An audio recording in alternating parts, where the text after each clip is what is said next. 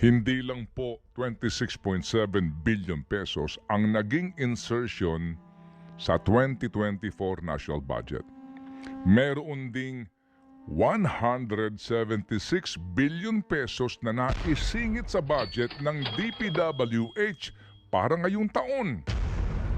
At inaamin mismo ng sekretary ng DPWH sa aming timpong panayam na wala rin yun sa kanilang kaalaman na ang 176 billion pesos na isiningit na budget para sa DPWH ay walang program of work. Sa pangyayaring yun, may reaksyon si former Senator Ping Lacson.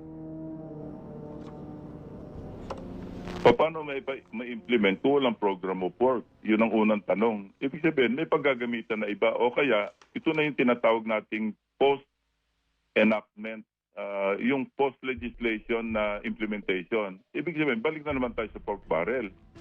Ibang anyo. Alam mo, Ted, maski lagyan mo ng lipstick at makeup ang baboy, anong itsura nun?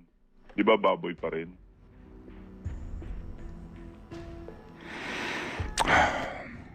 Mahihinto lamang po ang kalakaran na ito kung hindi natin ito hahayaan.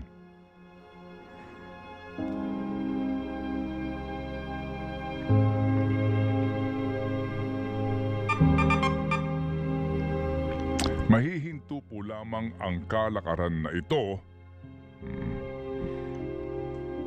kung hindi ka papayag. Huwag na kayong manahimik. Huwag na kayong pumayag.